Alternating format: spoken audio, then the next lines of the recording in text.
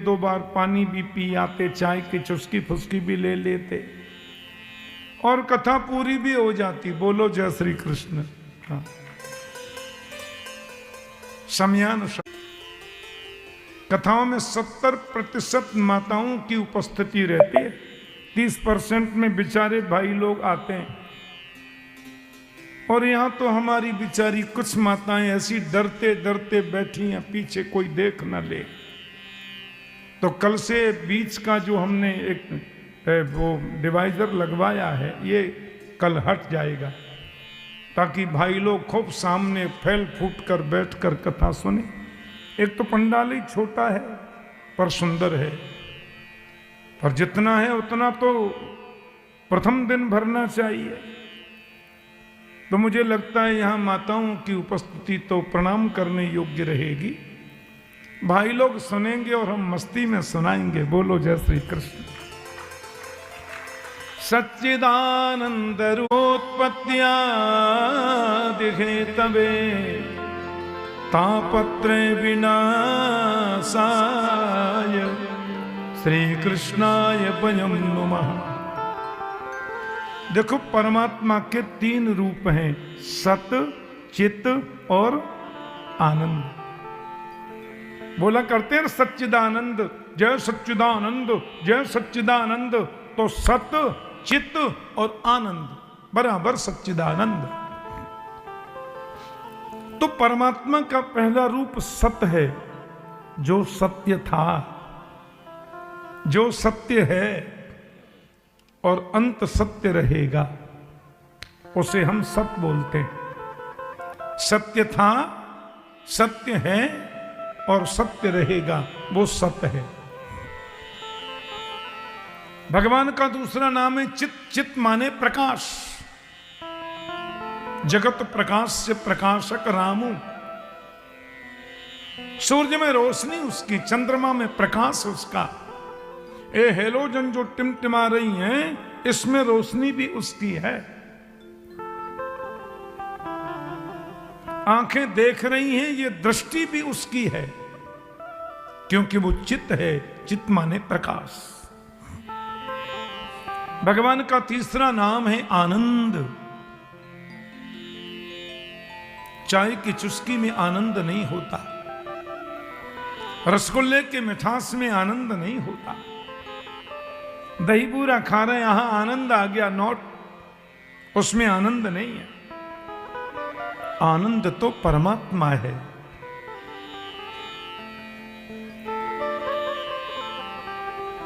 चिदानंद रूप, आनंद वही है। इसलिए हम लोग भागवत कथा के चौथे दिन की कथा में जब कृष्ण जन्मोत्सव मनाते हैं तो कहते हैं नंद घर आनंद भयो, जय कन्हैया लाल की। नंद घर कृष्ण भयो नहीं बोलते, नंद घर गोविंद भयो जय कन्हैया लाल की नहीं बोलते, नंद घर आनंद भयो, क्योंकि आनंद कृष्ण है, आनंद राम है। और एक बात बताएं, दुनिया के जितने भी शब्द हैं, जितने भी वाक्य हैं, उन सब का उल्टा कुछ न कुछ होता है। आनंद का उल्टा कुछ नहीं होता। सब मेरी तरफ देखो, पीछे नहीं देखना।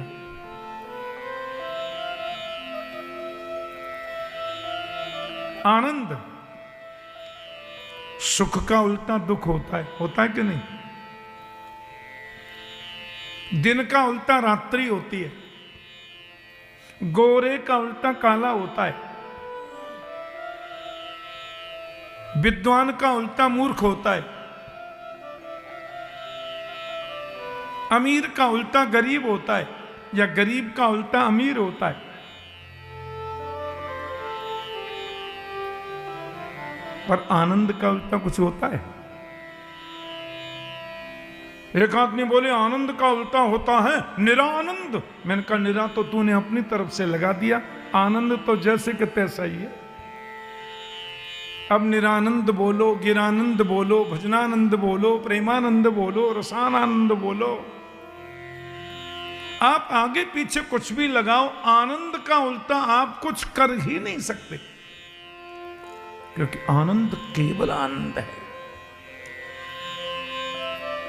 आनंद सिर्फ आनंद है, क्योंकि आनंद परमात्मा है,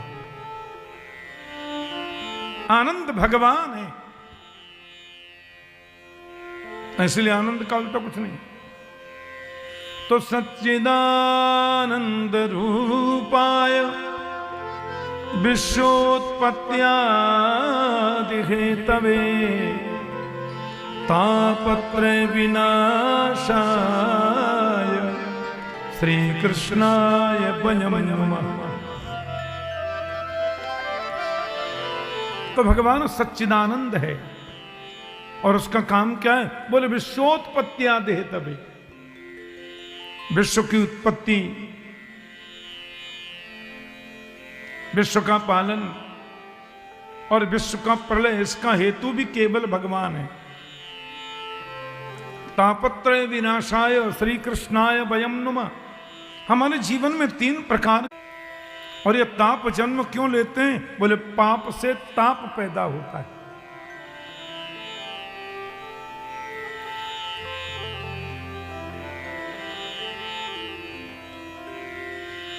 पाप के बेटे का नाम है ताप, और ताप के पिताजी का नाम है पाप।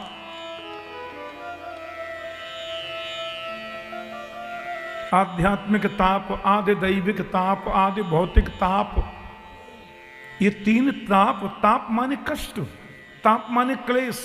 ये क्लेश क्यों आते हैं, कष्ट क्यों आते हैं? बोले हम 3 प्रकार के पाप करते हैं। एक मनसा, एक वाचा, एक कर्मणा।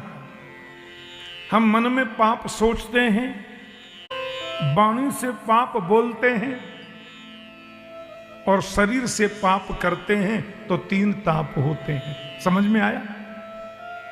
अच्छा, पहले प्रेम से बोलो जय श्री कृष्ण, ढीले मत बोलना, जय श्री कृष्ण। अब माताओं से तो हम कहेंगे नहीं, जोर से बोलो, ये 4 तो हैं बेचारी, क्या बोलेंगे? ये तो शोभा यात्रा में थोड़ी ज्यादा आ गई तो थक गई, बोले अब 2 दिन सोएंगे, बाद में कथा पता देखेंगे। बोलो जय श्री कृष्ण। हाँ, नहीं, बहनें बोल रही हैं, बोले कम मत समझो हमको, कल से देखना पंडाल हम ही भर देंगे। धन्यवाद। तो मनसा वाचा कर्मणा, ये 3 पाप जो हम करते हैं, उससे आध्यात्मिक, आदि दैविक, आदि भौतिक 3 तापों को भोगते हैं। तापत्रय विनाशाय, इन 3 तापों को नष्ट करने के लिए श्री कृष्णाय वयं नमः, हम श्री कृष्ण को प्रणाम करते हैं। भागवत के मुख्य वक्ता हैं भगवान सुखदेव।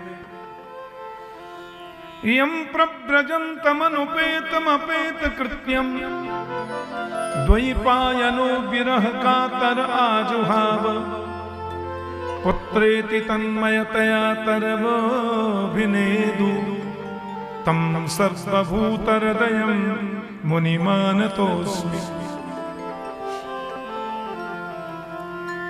भगवान सुखदेव जी की वंदना की गई। माता के उदर में 12 वर्षों तक निवास करने के बाद में सुखदेव स्वामी सीधे वन की ओर चल दिए। भगवान वेदव्यास पुत्र पुत्र कहकर थक गए, उनको लौटा कर लाने में समर्थवान नहीं रहे। ऐसे सर्वभूत हृदय भगवान सुखदेव के चरणों में हम प्रणाम करते हैं। नैमिषारण्य की भूमि में शौनक आदि ऋषियों ने सूत जी को भागवत जी के महात्म्य की व्याख्या की, जिसमें भक्ति ज्ञान वैराग्य, भक्ति के बेटे ज्ञान वैराग्य दोनों वृद्धता को प्राप्त हो गए। सनत कुमारों से प्रार्थना करने पर उन्होंने नारद जी को लक्ष्य करके हरिद्वार में भागवतामृत पान कराया। ज्ञान वैराग्य के बुढ़ापे को मिटाने के लिए सब लोग जानते कथा।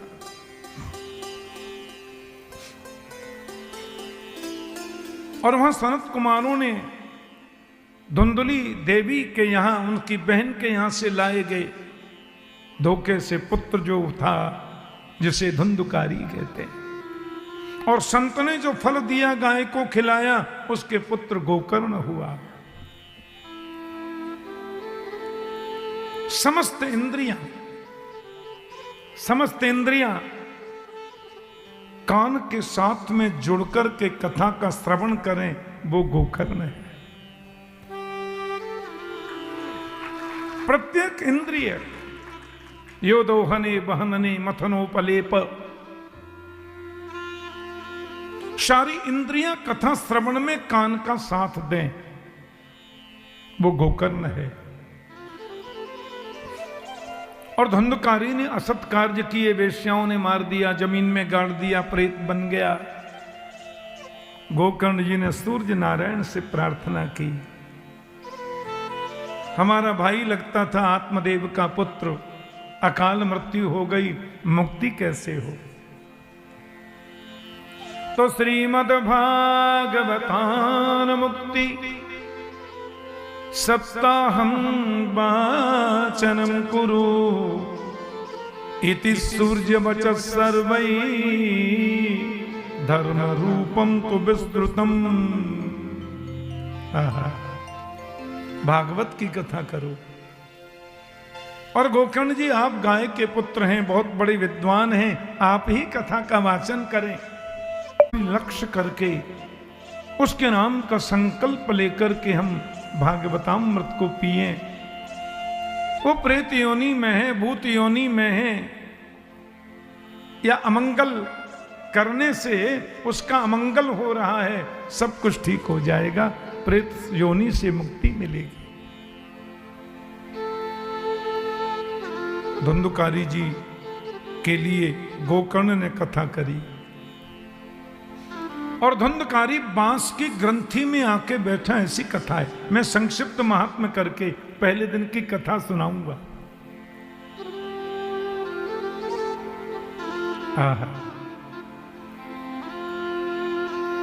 और पहले दिन की कथा पूरी हुई तो बांस की ग्रंथि में बैठा हुआ जो प्रेतात्मा धुंधकारी है, बांस की पहली ग्रंथि फट गई, दूसरी, तीसरी, चौथी, पांचवी, छठवीं, सातवीं।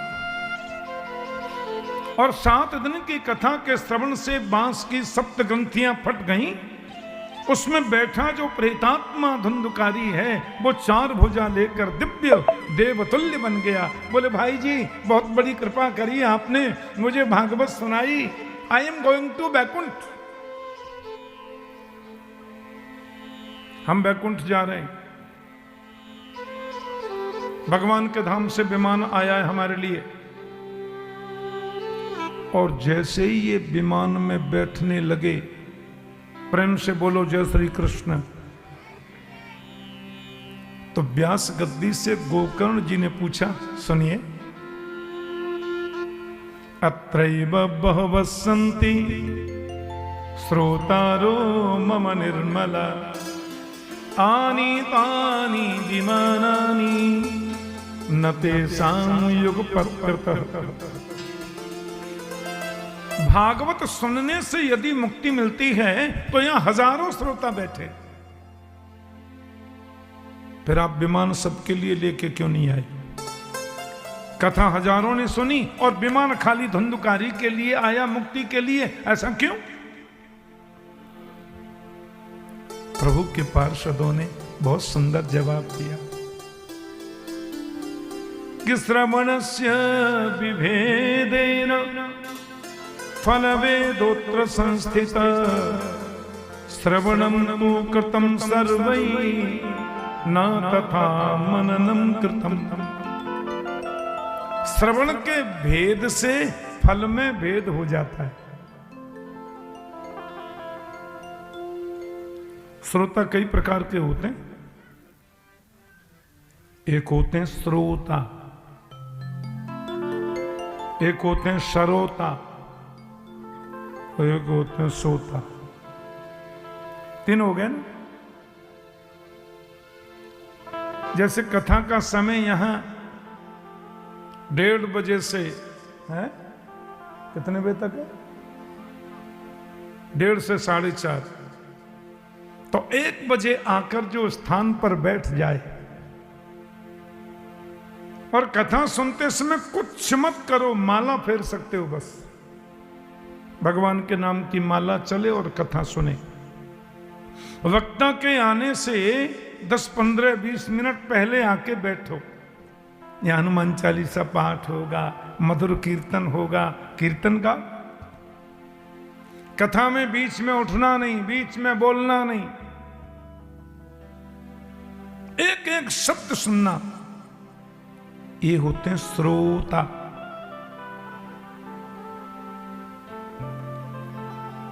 दूसरे होते हैं सरोता। सरोता समझते हैं? मध्य प्रदेश में हमने बहुत कथाएं की हैं, बहुत। इंदौर में, जबलपुर में, भोपाल में, ग्वालियर में। ग्वालियर में तो इस बार गर्मी में फूलबाग मैदान में कथा थी, बड़ा आनंद, बड़े अच्छे श्रोता। इंदौर को तो हम लोग दूसरा वृंदावन कहते हैं, मालवा। इंदौर में तो अपार जन समूह एकत्रित होता है। जबलपुर के शहीद स्मारक ग्राउंड में कथा की 2-3 बार, बहुत लोग आनंद लेते हैं। मध्य प्रदेश के कई क्षेत्रों में पान की खेतियां होती हैं, मूंगफली की भी होती है। ये भारत का हृदय प्रदेश है, हार्ट। भारत माता का हृदय है मध्य प्रदेश, मध्य भारत। मैंने कई जगह यहां गांवों में कथाएं की, बड़े प्रेमी लोग। और मैंने कई माताओं को देखा, घर में 2 माताएं बैठी हैं, सामने वाले दरवाजे पे एक बुढ़िया अम्मा, इस पे एक बुढ़िया अम्मा, दोनों बात कर रही हैं और हाथ में चल रहा है सरोता। सरोता समझते हैं? सुपारी काटता है जो। काय कितना जा रहे थे, काय सागर चल रहे, और उनका वो चल रहा है सुपारी, cut cut cut cut cut cut cut. महाराज वो देखती नहीं है उसको, पर वो सुपारी को एकदम महीन महीन काट के बातें कर रही हैं। फिर इधर से पान उठाएंगी और पान में वो सुपारी ऐसे भर लेंगी, बातें चल रही हैं। फिर इधर से कत्था बत्था लगा के ऐसे, वो होता सरोता। जो सुपारी का खंड खंड खंड खंड खंड खंड खंड कर दे, वो सरोता। कथा पता सुनते में कोनी मारते रहते हैं। देखना अब ये बात कहेंगे, हमने कई बार सुना है।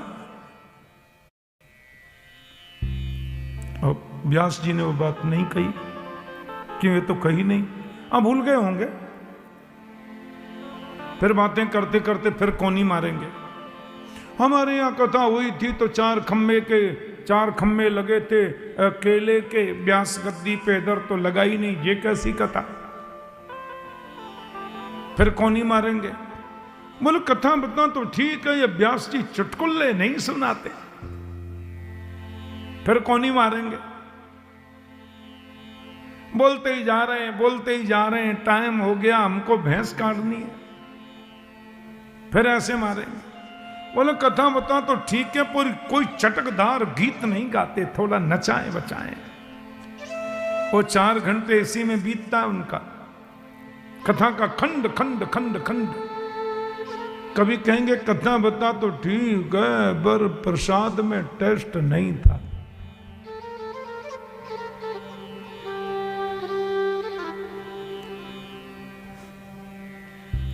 आपके मध्य प्रदेश में एक जिला है भिंड। अभी 3 तारीख से मेरे पुत्र वहां कथा कर रहे हैं। 1-2 बार मैंने की वहां, और बाप रे। एक परिवार ने कथा कराई, गांव का नाम है तेजपुरा। तेजपुरा गांव में भागवत कथा कराई, 1 लाख से ज्यादा लोगों की उपस्थिति।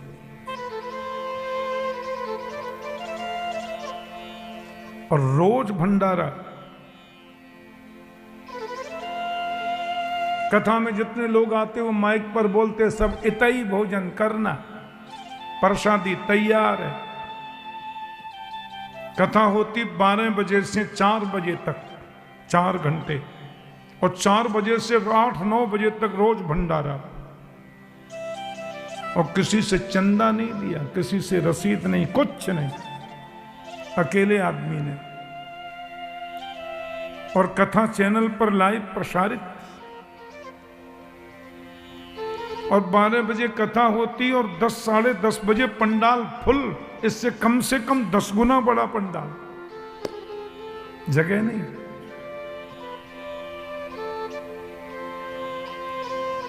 आनंद काहे भैया, कितनी बोरी गल गई? हमने कहा बोरी क्यों गला रहे, कितनी बोरी गल गई? बोले 100 बोरी गल गई, आज 50 बोरी गल गई। लड्डू बनते हैं ना, चीनी की बोरी गलने का ये वहां का अर्थ है। इतनी बोरी रोज गल रही हैं, बूंदी बन गई, लड्डू बन गए, कभी कोई और मिठाई। आनंद है, रोज रोज नए नए प्रसाद। पर कथा का सबसे बड़ा प्रसाद है, कथा प्रेम से सुनो। वे होते हैं सरोत, और तीसरे मुझे बहुत पसंद है, तीसरे होते हैं सोता, सोने नहीं देते। तो कथा में आकर पहले तो आजकल कथाओं में सोफा कुर्सियां भी पीछे की ओर लग जाती हैं, कुछ लोग आगे भी लगाते हैं। आते देखेंगे सोफा खाएं, पंखा की हवा किधर आ रही है, बस आकर के बैठे और बैठे ही लगी समाधि। 4 घंटे इतनी मीठी नींद पूछो मत। 2-2 गोली नींद की खाने के बाद भी इतनी मीठी नींद नहीं आती मखमल के गद्दे पर, जितनी प्यारी नींद कथा में फर्श पर बैठे बैठे आ जाती है। ये होते हैं सोता। भगवान सोता को नहीं, सरोता को नहीं, परमात्मा श्रोता को मिलते हैं। और श्रोता का मतलब है जब तक कथा चले भाव से सुनो, प्रेम से सुनो, और उतना ही बोलो जितना व्यास जी बोलने को कहें। तो धंधुकारी ने जितने प्रेम से सुनी कथा और लोग नहीं सुन पाए तो विमान कैसे आए? सब लोगों ने सुना। कथा इधर से सुनकर इधर न निकले, कथा हृदय में जानी चाहिए, तुम्हारे जीवन को सफल बनाए। जीवन की थकान को जो मिटा दे, थाक को जो मिटा दे, वो कथा है। बोलो जय श्री कृष्ण। उसी का नाम कथा है। धंधुकारी को मोक्ष मिला, फिर सब कल्याण हुआ। नियम बताए। भागवत की कथा जो अभी 5 मिनट में शुरू हो रही है यहां, उसका नियम है कि शुभ मुहूर्त में कथा करो। और ये कथा तो माघ महीना का शुक्ल पक्ष, बसंत शुरू हो गया। बसंत महीना में कथा का शुभारंभ, यज्ञ का प्रारंभ हुआ। भागवत की कथा का जो वक्ता है वो संस्कृत का विद्वान होना चाहिए, वैष्णव होना चाहिए, प्योर वेजिटेरियन होना चाहिए, चरित्रवान होना चाहिए, और शास्त्र की विविध चर्चाओं को सरल भाषा में संस्कृत युक्त रूप में वर्णन करे, ऐसा वक्ता हो। और वर्णम पंच विप्राणाम, कम से कम 5 ब्राह्मणों का वर्ण करे जो संस्कृत में भागवत का पाठ करें।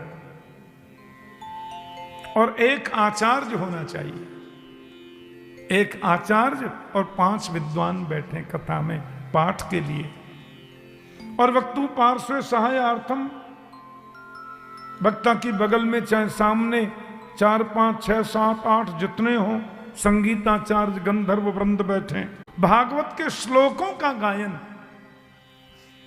दुनिया का ऐसा कोई राग नहीं है जिस राग में हम भागवत के प्रत्येक श्लोक का गान न कर सकें। प्रत्येक राग में श्लोकों का गान।